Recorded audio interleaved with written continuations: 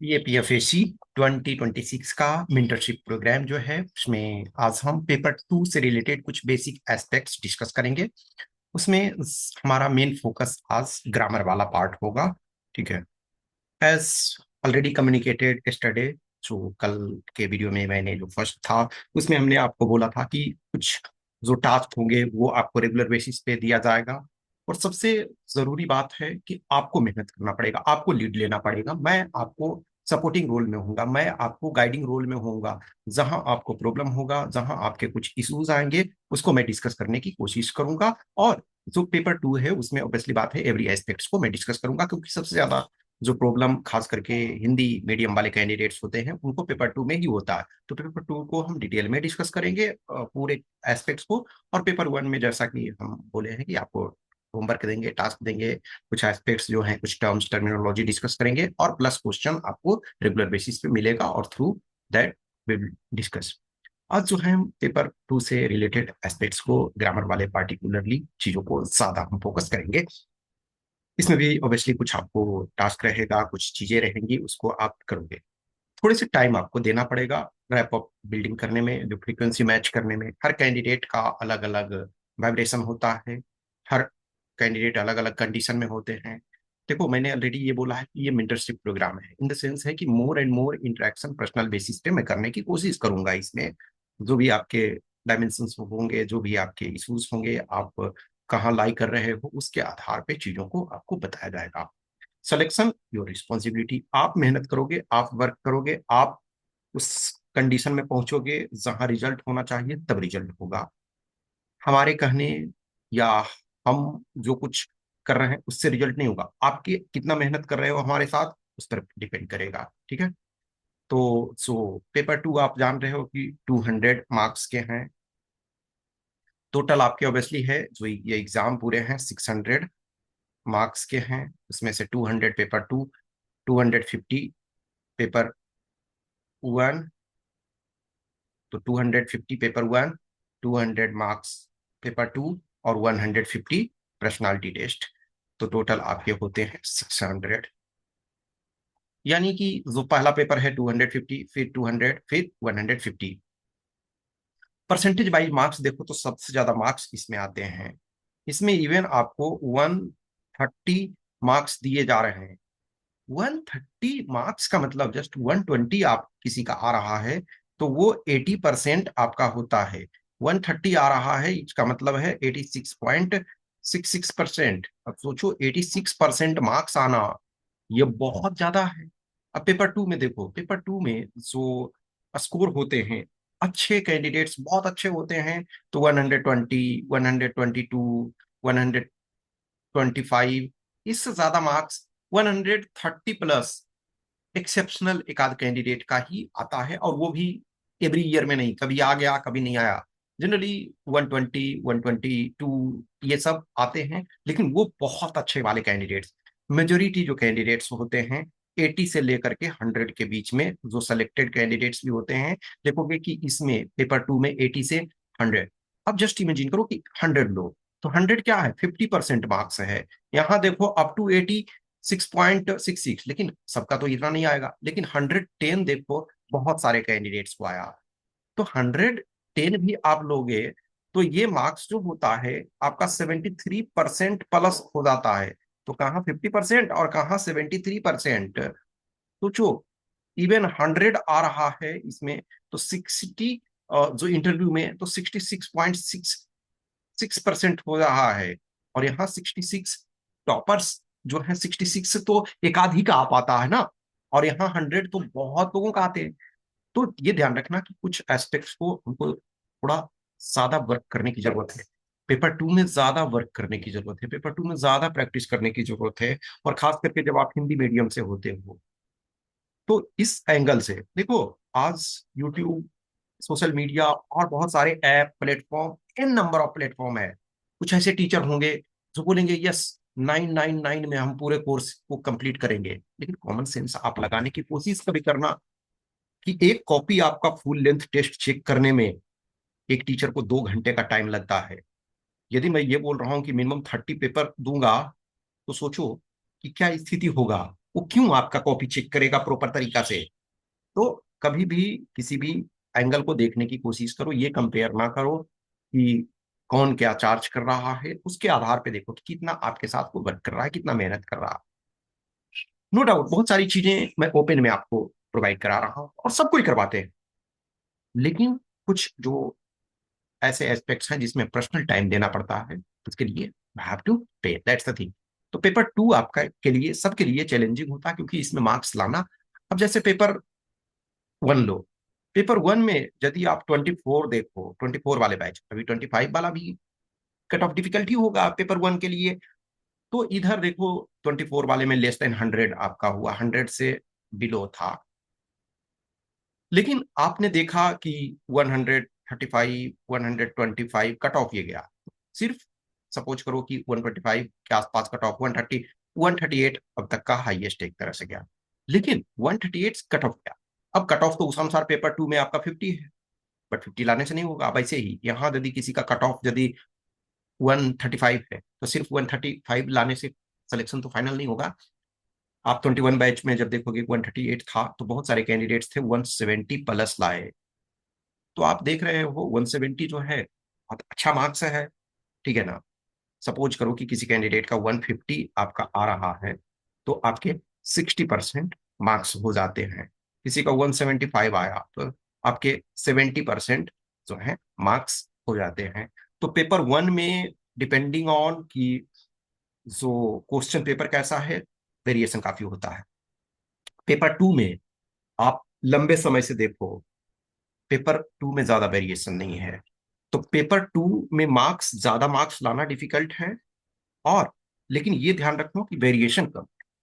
Paper one में variation बहुत ज्यादा है, पेपर ये आपका पर्सनालिटी टेस्ट में भी वेरिएशन बहुत ज्यादा है, लेकिन पेपर टू में जब एक बार आपका कमांड हो गया, बेसिक एस्पेक्ट्स को समझ गए, लिखने का आपको स्टाइल पता चल गया, फिर आप हैबिट डेवलप कर लिए, तो फिर पेपर टू में मार्क्स ला सकते हो, 100 प्लस ला सकते हो। लेकिन उसमें आपको टाइम देना पड़ेगा। इट इज नॉट अबाउट कि 10 डेज में, बहुत सारे ऐसे कैंडिडेट्स होते हैं लास्ट 10 डेज बचा, या 1 मंथ बचा, 2 मंथ्स बचा, तो सोचते हैं अब एक दो टेस्ट लिख लेते हैं। तो किसी पर्सन ने 1 ईयर यदि वर्क किया है डेडिकेटेड, तो उसके मार्क्स ज्यादा आएंगे ऑब्वियसली। हाँ, ये जरूरी नहीं है कि किसी ने टू टू ईयर्स से वो वर्क कर रहा है, क्योंकि हर पर्सन का लेवल भी अलग होता है। कोई बच्चा ऐसा है 2 साल से पढ़ रहा है, लेकिन उस लेवल तक नहीं पहुंच पाया, हैंड राइटिंग अच्छी नहीं है, ग्रामर नहीं समझ पा रहा है। तो सारे मायने रखते हैं, ऐसा नहीं है कि सिर्फ टाइम देने से हमारा काम चल जाएगा। तो बहुत सारे एस्पेक्ट्स हैं, बहुत सारे डायमेंशन है, अब उसको डिस्कस करेंगे। देखो जो पेपर टू जनरली जो सिलेबस है, इसको ये बोलते हैं जनरल स्टडीज एसे एंड कम्प्रिहेंशन। इस टॉपिक, ये जो इस पेपर का नेम है, इसमें दो पार्ट हैं, पार्ट ए और पार्ट बी। पार्ट ए क्या है, आपके एसे हैं। वो एसे में आपके पास चॉइस है, या आप इंग्लिश में या हिंदी में, लेकिन वो आप फॉर्म भर रहे हो उस समय आपको चॉइस देना पड़ेगा। ऐसा नहीं है कि एग्जाम हॉल में आप जा करके चेंज करोगे, नहीं। आपके एडमिट कार्ड पे सो रिटन का एडमिट कार्ड होता है, उसमें आपका लिखा हुआ रहता है कि यस, आपका जो पेपर टू का मीडियम, तो मीडियम में भी आप सारे को हिंदी में नहीं लिखोगे, सिर्फ ऐसे में चॉइस आपका है। तो ऐसे question which are to be answered in long narrative form either in Hindi और इंग्लिश, तो इसमें देखो चॉइस है टोटलिंग 80 मार्क्स। अब देखो 80 मार्क्स दिया हुआ है। The indicative topics are modern Indian history, specially of the freedom struggle, geography, polity and economy, knowledge of security, human rights issue and analytical ability, यानी जो एब्स्ट्रैक्ट टॉपिक यानी कि फिलोसफिकल टॉपिक सो।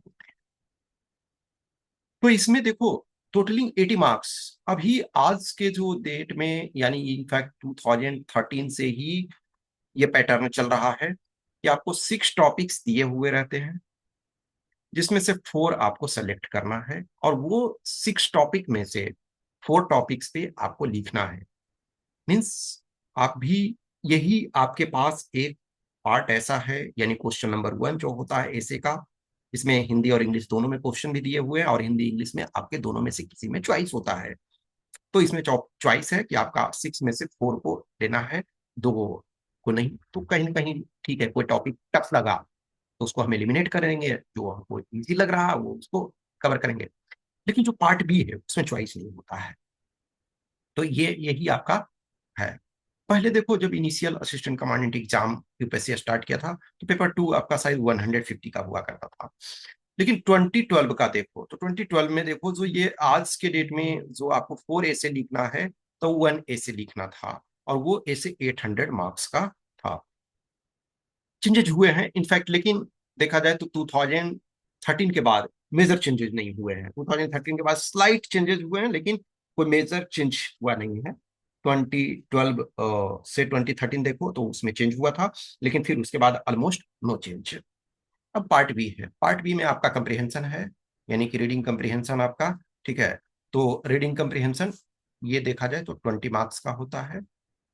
ये प्रेसी writing, ये भी 20 marks का 2 question रहता है। अदर कम्युनिकेशन और language skills to be attempted in English only, तो इसको इंग्लिश में ही ये करना है। तो देखो, कंप्रिहेंशन हो गया, प्रेसी राइटिंग 20 मार्क्स का, और डेवलपिंग काउंटर आर्गुमेंट्स ये 40 मार्क्स का। रिपोर्ट राइटिंग ये आपका, सॉरी, प्रेसी राइटिंग ये आपका 15 मार्क्स। ठीक है, आई एम सॉरी, ये प्रेसी राइटिंग 15, प्रेसी राइटिंग 15, ठीक है, आई एम रियली सॉरी। ठीक है, तो जो कंप्रिहेंशन 20, प्रेसी राइटिंग 15, और जो ये आपका डेवलप काउंटर आर्गुमेंट डेवलपमेंट ये आपका 40, रिपोर्ट राइटिंग 20। सिंपल ग्रामर, तो ग्रामर में एक तो 10 मार्क्स का होगा, 10 क्वेश्चन। फिर आपका जो होगा सेंटेंस बनाना, उसमें 10 मार्क्स, और जो सेंटेंस करेक्शन होगा वो 5 मार्क्स। ठीक है, इसको ये कर लेना, I am sorry for that. तो ये आपके 2 पार्ट्स हैं। तो पार्ट जो ए है, एग्जाम पेपर में आपका पार्ट ए और पार्ट बी नहीं लिखा हुआ रहेगा, ये सिलेबस के एंगल से समझने के लिए आपको दिया हुआ है। तो उसमें आपका पास चॉइस होता है, और बाकी में चॉइस नहीं होता है।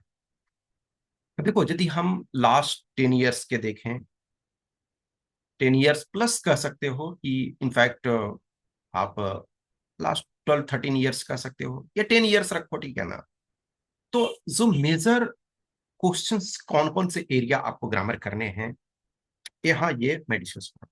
टेंस सबसे ज्यादा जरूरी है, खास करके जो हिंदी मीडियम वाले हैं उनके लिए टेंस सबसे जरूरी। इनफैक्ट आप अपने बचपन को याद करोगे, हर किसी को टेंस पढ़ाया गया होगा, present tense, past tense, future tense. Majority of जो सेंटेंसेस हम लिखते हैं वो प्रेजेंट में होता है, लेकिन ऑब्वियसली बात है, जब पास्ट और फ्यूचर हैं वो भी आपके टेंस में ही है। मॉडर्न ग्रामर जो है एक्चुअल में टेंस को 2 ही पार्ट में बांटता है, लेकिन हम ट्रेडिशनल जो ग्रामर पढ़ते हैं उसमें प्रेजेंट, पास्ट और फ्यूचर है। लेकिन जो मॉडर्न ग्रामर है वो टेंस को मानता है प्रेजेंट और पास्ट दोनों में ही, 2 ही। ठीक है, प्रेजेंट और पास्ट। इसका कारण क्या है? वर्ब के आप 5 रूप देखते हो। V1, V1 जो क्या है कि किसी भी वर्ब को नॉर्मल यदि आप लिखते हो, सपोज करो कि स्टडी, टीचिंग, या टीच, ईट, ड्रिंक, स्लीप, रीड, व्हाट्सोएवर, तो ये V1 में है। V2 आपका क्या है? पास्ट, पास्ट फॉर्म उसका। V3 क्या है? पास्ट पार्टिसिपल है। V4 क्या है? आईएनजी लगाते हैं। और V5 क्या है? यस और ईएस लगाते हैं। तो देखो, ये प्रेजेंट तो है, ठीक है, ये दोनों पास्ट है, और ये आपका आईएनजी एक तरह से देखा जाए तो प्रेजेंट में भी यूज करते हैं, पास्ट में भी यूज करते हैं। और V5 है, वो प्रेजेंट में है। फ्यूचर का कोई वर्ब आपको नहीं दिख रहा है, तो उस आधार पे देखो, आपको उस टेक्निकलिटी में जाने की जरूरत नहीं है। हमें जो जरूरत है वो टेंस को समझना है। हम मॉडर्न वे में समझें या ट्रेडिशनल वे में, बेटर है ट्रेडिशनल वे में समझो कि पास्ट, प्रेजेंट और फ्यूचर। देखो, एक टाइम होता है, एक टेंस होता है। तो टेंस जो है ग्रामेटिकल कंसेप्ट है, टाइम जो है जनरली जनरल कंसेप्ट है। ग्रामर जो है हर लैंग्वेज का अलग अलग होता है, लेकिन जो टेंस, सॉरी, यानी कि टेंस में जो हम ग्रामर के फॉर्म में देखेंगे तो ग्रामर सबका अलग अलग होता है, लेकिन टाइम तो सबका सेम है ना। तो ये अमेरिकन है, वो भी प्रेजेंट, पास्ट, फ्यूचर में बिलीव करते हैं। मतलब बिलीव करने का ये मतलब नहीं है कि पुनर्जन्म और ये चीज, लेकिन टाइम की 3 टाइम होता है। तो ये आपका टेंस है, बहुत जरूरी है। ठीक है, बेसिक आपका पिलर जो है वो टेंस का ही है। फिर आपका पार्ट्स ऑफ स्पीच, तो टोटल पार्ट्स ऑफ स्पीच आप जान रहे हो कि 8 है। Noun, pronoun, adjective, verb, adverb, preposition, conjunction, interjection, ये आपके 8 हैं। लेकिन इसमें मोस्ट इंपॉर्टेंट जो है, 5 जो है ज्यादा इंपॉर्टेंट है, लेकिन आज के आपको 8 ऑल 8 करना है। लेकिन ये 5 जो है ज्यादा इंपॉर्टेंट है, बट सारे को हम करवाएंगे और आपको सारे को करना है, जानना है, ठीक है। तो एक ये हो गया पार्ट ऑफ स्पीच जो है सबसे, आप जो नाउन, हर कोई आप किसी भी लैंग्वेज वाले में, हिंदी में भी देखो, जैसे यदि आप स्टेट पीसीएस वगैरह या फिर यूपीएससी वगैरह का ही देखो, तो वहां भी एक हिंदी का पेपर होता है जो हिंदी माध्यम वाले हैं। और स्टेट पीसीएस में तो आपके लिए मैंडेटरी होता है, हिंदी आपको जानना ही होता है, तो हिंदी में भी आपको ग्रामर वहाँ जानना होता है। तो नाउन प्रोनाउन वगैरह वहां भी आपको पढ़ना है। फिर आपका सिंटैक्स, सिंटैक्स का मतलब सब्जेक्ट वर्ब एग्रीमेंट। ये जो हमने वर्ब का 5 फॉर्म बना बताया, V1 से V5 तक, तो उसको ही सब्जेक्ट वर्ब एग्रीमेंट में जो क्या होता है कि जो वर्ब को किस ढंग से हम यूज करते हैं। एक्चुअल में देखा जाए तो यहाँ वर्ब का सिंटैक्स का मतलब होता है कि सिंगुलर सब्जेक्ट के साथ सिंगुलर वर्ब, SSPP एक तरह से कर सकते हो, SSPP, सिंगुलर सब्जेक्ट के साथ सिंगुलर वर्ब और प्लूरल सब्जेक्ट के साथ प्लूरल वर्ब। तो जो सब्जेक्ट होता है उस आधार पे हमको वर्ब का सिलेक्शन करना होता है। नॉर्मल जब हम बहुत बार बोलचाल की भाषा में जब हम किसी चीज को बोलते हैं तो शॉर्ट फॉर्म में बोलते हैं, या मैसेज हम जब टाइप करते हैं किसी को, आज के डेट में जो शॉर्ट मैसेजिंग हम करते हैं बहुत बार, तो अब फॉर एग्जांपल OTW किसी कोई बोल रहा है तो ऑन द वे। अब सपोज करो कि आदमी, जब एक पर्सन किसी को शॉर्ट फॉर्म में जब रेगुलर लिखने लगता है तो बहुत बार ग्रामर का हम उस चीज में इनफेक्ट जरूरत नहीं होता है। लेकिन जब हम रियल में कोई ऐसे रिपोर्ट आर्गुमेंट और मीन्स यूपीएससी स्टैंडर्ड के जब पेपर को आप लिखते हो तो आपको प्रॉपर ग्रामर की जरूरत होती है। तो वहाँ जरूरत है कि कौन से सब्जेक्ट के साथ कौन से वर्ब को यूज करोगे प्रॉपर तरीके से, ठीक है। तो ये सब्जेक्ट वर्ब एग्रीमेंट है। सेंटेंस ट्रांसफॉर्मेशन, देखो जो बहुत सारी चीजें आपके सेंटेंस ट्रांसफॉर्मेशन के ये हैं। अब देखा जाए तो ये टॉपिक 5 भी सेंटेंस ट्रांसफॉर्मेशन भी है, लेकिन वो अलग तरीके से एक तरह से है। सेंटेंस ट्रांसफॉर्मेशन में जो आता है ये अफर्मेटिव से आपको निगेटिव बनाना है।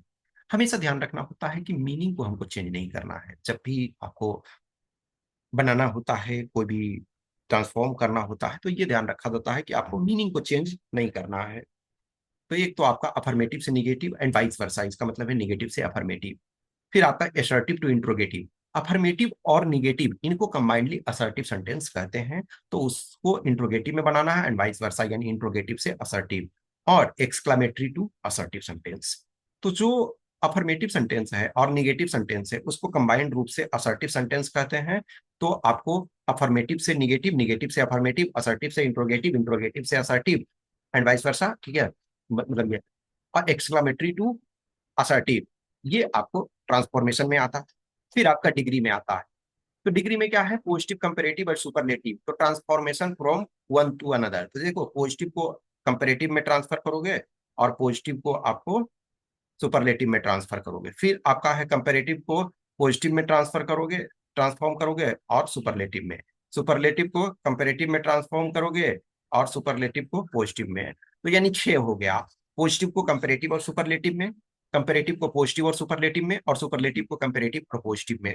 तो पॉजिटिव ये सेंटेंस जो डिग्री क्या होता है, कंपेरेटिव डिग्री क्या होता है और सुपरलेटिव डिग्री क्या होता है, ये आपको जानना है। और उसको ट्रांसफॉर्मेशन, मेनली आपको डेफिनेशन को ना पूछेंगे, वो आपको ट्रांसफॉर्मेशन के लिए ही कहेंगे कि पॉजिटिव में सेंटेंस दिया हुआ है तो उसको कंपेरेटिव में करो या सुपरलेटिव में करो, या वैसा जो भी दिया हुआ है उसको ट्रांसफॉर्म करने के लिए आपको बोला जाएगा। देन देखा जाए simple, complex and compound sentence, देखा जाए तो पूरे जो ग्रामर है तो उसमें से ये टफर पार्ट है। जो साधारण कैंडिडेट्स, जो जनरल कैंडिडेट्स नॉर्मली हैं, तो उनको सबसे टफ ये लगता है। तो ये टफेस्ट पार्ट एक तरह से ग्रामर का है। नेक्स्ट आपका एक है क्वेश्चन टैग। क्वेश्चन टैग का मतलब है कि हम किसी चीज को कंफर्म करने के लिए बोलते हैं। जैसे हम बोलते हैं कि क्या जी सिनेमा देखने गए थे ना, इस ढंग से बोलते हैं। तो क्वेश्चन टैग आपका एक इंपॉर्टेंट है। फिर आपका रिमूव टू, रिमूव टू का मतलब है कि टू को हटा देना है। जैसे कहते हैं ना कि ही इज टू फैट, इसका मतलब है कि वह इतना मोटा है कि जितना नहीं होना चाहिए। सी इज टू इंटेलिजेंट, अब ऐसे ये टर्म नहीं, मतलब सही है इन द सेंस है कि कोई कि इतना तेज थोड़े है कि उतना नहीं होना चाहिए, ऐसा नहीं कह सकते कि, बट ठीक है, हमको सेंटेंस ट्रांसफॉर्मेशन तो मीन्स है कि सी इज टू इंटेलिजेंट, इसका मतलब है कि वो इतना इंटेलिजेंट है कि जितना नहीं होना चाहिए। तो मतलब है कि कभी कभी बेवकूफ़ी करती है, उस ज़्यादा इंटेलिजेंट। फिर देखो वॉइस, वॉइस से ऑलमोस्ट एवरी ईयर पूछा जाता है। तो वॉइस में भी आपका एक्टिव से पैसिव और आपका पैसिव से एक्टिव, ज्यादा सो होते हैं एक्टिव से पैसिव में। देखो जब एक्टिव में होता है तो सब्जेक्ट का प्रधानता होता है, सब्जेक्ट जो है वो इंपॉर्टेंट होता है। जैसे आई रोट दिस लेटर, और एक ये कह सकते हो a letter was written by Ram Mohan Sohan Sita Gita whatsoever. तो एक में देखो जब ये एक्टिव होता है तो उसमें सब्जेक्ट जो होता है वो डोमिनेटिंग रोल में होता है, और पैसिव जो होता है उसमें जो सब्जेक्ट है वो पैसिवली एक्ट करता है। बहुत बार देखोगे कि सब्जेक्ट को पैसिव में लिखने की भी जरूरत नहीं होती। जैसे अ थीफ वाज अरेस्टेड, तो अरेस्ट कौन करेगा? पुलिस ही तो करेगा। तो कभी कभी ऐसा होता है कि जब हम पैसिव में लिखते हैं तो सब्जेक्ट की जरूरत ही नहीं होती है। और या जैसे आप सिंपल ये करोगे, एक्टिव में लिखोगे तो सब्जेक्ट को आप लिखना पड़ेगा। सिंपल लिखोगे अरेस्टेड, मतलब जैसे ये फॉर एग्जांपल है अरेस्टेड, अरेस्टेड थीफ, ऐसा नहीं लिखोगे एक तरह से। तो पुलिस अरेस्टेड ए थीफ, ठीक है। लेकिन अ थीफ वाज अरेस्टेड, तो वहां बाई पुलिस लिखने की जरूरत भी नहीं होती है। तो आपका वॉइस जो है इंपॉर्टेंट है, और इससे ऑलमोस्ट एवरी ईयर क्वेश्चन पूछे जाते हैं। फिर आपका नरेशन है, डायरेक्ट और इनडायरेक्ट और वाइस वर्सा। देखो जब भी आप कभी ऐसे लिखते हो तो कोटेशन देते हो कि फॉर एग्जांपल महात्मा गांधी से कि this earth has enough to fulfil the need of everyone but not the greed of everyone. या for example what is real is rational and what is rational is real, Hegel ने बोला। या democracy is the government of the people for the people and by the people, Abraham Lincoln ने बोला। तो क्या है, आप इसको इन्वर्टेड कॉमा में लिखते हो, किसी भी पर्सन का कोटेशन आप जब लिखते हो तो इन्वर्टेड कॉमा में लिखते हो। इन्वर्टेड कॉमा का मतलब है कि हमें, हमने जो स्पीकर है उसके जो स्टेटमेंट है, उसके जो कथन है, उसको एज सच लिख दिए तो उसको इन्वर्टेड कॉमा में लिखते हैं। लेकिन बहुत बार हमें नहीं पता होता है कि वो एग्जैक्ट डेफिनेशन क्या है, एग्जैक्ट कोटेशन क्या है, एग्जैक्ट स्टेटमेंट क्या है। तो उसको हम अपने लैंग्वेज में लिखते हैं कि महात्मा गांधी सेड दैट, तो अपने फॉर्म में लिखे। तो डायरेक्ट से इनडायरेक्ट और वो उसका प्रैक्टिकल इंपॉर्टेंस। ये आपका आर्टिकल अभी फिलहाल के लिए डायरेक्ट वे में नहीं आ रहा है, लेकिन इनफैक्ट आपको जानना है। ये जो ग्रामर है, जब हम इस ग्रामर को बोलते हैं तो इसका ये मतलब एग्जैक्ट नहीं है कि ये ग्रामर में हमेशा क्वेश्चन पूछा जा रहा है। आज की डेट में नहीं भी पूछा जा रहा है इसमें डायरेक्ट रूप से, लेकिन जब आप लिखते हो तो हर हाल में आपको जानने की जरूरत है। फिर आपका इम्फेटिक है, जोर दे करके किसी स्टेटमेंट पे। जैसे सी हैज अ ब्लू कार, तो सी डज, तो है जब है में हो जाएगा अ ब्लू कार। तो किसी भी इम्फेटिक सेंटेंस को इम्फेटिक हमको बनाते हैं। नेक्स्ट आपका सिंगुलर से प्लूरल आज के डेट में नहीं आता है, ठीक है ना, कई साल से नहीं आ रहा। लेकिन आप यदि देखोगे लास्ट 10 ईयर्स वाले में तो आएगा। एक समय जैसे होमोनीम्स आते थे, अभी ऑलमोस्ट नहीं आ रहे हैं, लेकिन कुछ आपको थोड़े बहुत जानना है। सिनोनीम्स, एंटोनीम्स, अभी डायरेक्ट ये भी नहीं आ रहा है, ठीक है ना, आज की डेट में नहीं आ रहा है, बट फिर भी हमको जानना है थोड़ा सा, ठीक है। नेक्स्ट आपका फ्रेज एंड मीनिंग प्रोवर्ब, इससे आपको सेंटेंस फॉर्मेशन के लिए आता है। तो ये, अब इसमें देखो बहुत बार हमारा लक मायने रखता है। जैसे फॉर एग्जांपल आपने टेस्ट लिखा तो कुछ क्वेश्चंस आपको, या आपको ने जो प्रैक्टिस किया कुछ क्वेश्चंस आपको उससे मिल जाएगा। लेकिन ये लक बहुत मायने रखता है, और किस कैंडिडेट ने कितना प्रैक्टिस किया है ये भी मायने रखता है। जैसे किसी ने 500 सपोज प्रैक्टिस किया तो मोर और लेस चांस है कि बहुत आप उससे मिल जाएंगे। अब सपोज कोई लकी हुआ कि ऑल 5 उसे मिल गया, तो उसमें इसको फुल मार्क्स मिल जाएगा। किसी को है 4 मिला, ठीक है, बेटर है। अब कोई अनलकी एकदम है, एक भी ध्यान नहीं आ रहा, तो उनका बहुत नुकसान हो जाता है ना। तो इसमें हमें जानना चाहिए 400-500 500 के आसपास। देन आपका सेंटेंस स्ट्रक्चर, डिफरेंट टाइप के सेंटेंस स्ट्रक्चर, ये आपको जानना चाहिए। जैसे देखो, जो कुछ कुछ स्ट्रक्चर होते हैं, सिंटैक्स हमने जो देखा ना, तो सिंटैक्स था, उसी को एक्सटेंशन में कुछ और स्ट्रक्चर देख सकते हैं। फिर आपका सेंटेंस करेक्शन, देखो इसमें तो क्वेश्चन पूछे जाते हैं 5 मार्क्स के आज के डेट में।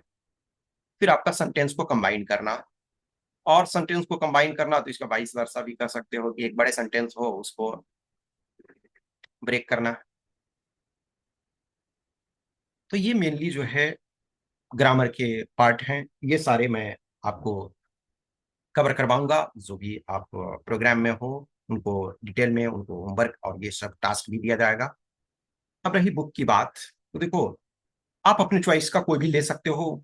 हमें कोई ये नहीं है, मैं किसी का ब्रांड एम्बेसडर नहीं हूँ, और ना मुझे कोई वैसा इंटरेस्ट है। आप जो भी बुक चाहो आप अपने अनुसार, किसी को लगता है कि यस हमारे पास सर ये किताब बुक है, ठीक है, दैट्स फाइन, कोई भी है।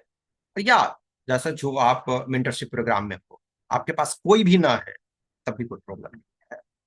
आप लेना चाहो तो ले सकते हो, नहीं लेना चाहो तो नहीं ले सकते हो। तो रे and Martin, high school English grammar and composition, ये इंग्लिश एंड हिंदी दोनों में आता है। यस चांद पब्लिकेशन।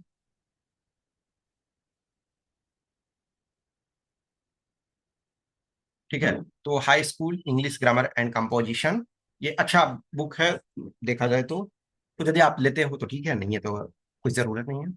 दूसरा एक है ब्रिटिश इंग्लिश ग्रामर, ये doctor Ashok Kumar Singh students friends publication का है। ये मेनली हिंदी मीडियम वालों के लिए है। ठीक है, तो ये दो बुक है। और फिर आपको जो अपने चॉइस का, मैं ऑलरेडी बोल रहा हूँ कि जो आपको लगता है कि हमारे लिए ये अच्छा है या मेरे पास ये कोई बुक है, तो आप उसको कर सकते हो। अब देखो, ये जो हमने ग्रामर का, इसमें लास्ट जो 10 इयर्स के क्वेश्चन हैं वो मैं एक साथ इसको दे रहा हूँ। इसको पीडीएफ में दे दूंगा ग्रुप में। आप उसको देखना।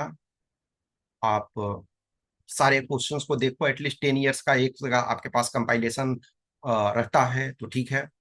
इसमें देखो जो एग्जाम्पल, देखो वॉइस हमने बोला था, तो वॉइस आपका ये आ गया। फिर देखो ये देखो इसमें है कि हमने वहां लिखा था रिमूव टू, लेकिन इसमें है कि राइट यूजिंग टू, तो उसको 22 वर्षा भी कर लोगे एक तरह से, ठीक है ना। तो एक रूल यदि जानोगे तो दूसरा आप समझ जाओगे। फिर देखो टेंस इसमें यूज करना था, तो जो हमने बताया वो मैच कर रहा। फिर इसमें देखो प्रीपोजिशन करना है, तो प्रीपोजिशन पार्ट ऑफ स्पीच में इंपॉर्टेंट है। फिर देखो प्रीपोजिशन है। फिर आपका देखो नरेशन है, इन ये यानी कि डायरेक्ट से इनडायरेक्ट में ये करना है। फिर देखो करेक्ट फॉर्म ऑफ वर्ब आ गया, ठीक है। फिर देखो क्वेश्चन टैग आ गया। फिर आपका कंजंक्शन देखो आ गया। फिर आपका देखो सिंपल सेंटेंस। तो देखो सारे तो नहीं आ सकते हैं ना, यदि टॉपिक हमने ज्यादा दिया सब नहीं, लेकिन जो मोर इंपॉर्टेंट है वो सब है। फिर देखो इसमें आपको जो सेंटेंस बनाना है तो इसके मीनिंग आप जानते हो तो ठीक है। यहाँ मैं अभी आंसर्स डिस्कस नहीं कर रहा हूँ, आगे आने वाले दिनों में मैं ऑब्वियसली है, जब वंस मैं चीजों को पढ़ा दूंगा तो मैं इनके सॉल्यूशंस भी आपको बता दूंगा ये करके। अब देखो सेंटेंस को करेक्ट करना है, ठीक है। तो सेंटेंस करेक्शन में आप जब सब चीज को पढ़ लोगे तो उसी का कंपाइलेशन है, कॉम्बिनेशन है। फिर 24 वाला में देखो वॉइस चेंज इसमें भी है, नरेशन इसमें भी है। फिर देखो इसमें नीदर और नॉर, तो ये क्या है, सेंटेंस स्ट्रक्चर वाले में आ जाएगा, स्ट्रक्चर में।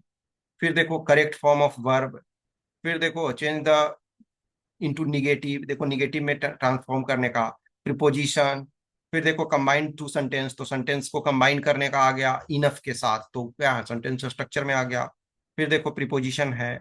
फिर देखो एडवर्ब, ये एडजेक्टिव जो है, rewrite sentence changing the adjective into adverb. तो देखो पार्ट ऑफ स्पीच में हमने आपको नॉर्मली एक्चुअली इंपॉर्टेंट वाले में एडवर्ब में नहीं दिया था, लेकिन मैंने बोला आपको कि सब इंपॉर्टेंट है, आठों इंपॉर्टेंट है, तो लेकिन करना है। फिर देखोगे कि करेक्ट फॉर्म ऑफ वर्ब, ठीक है।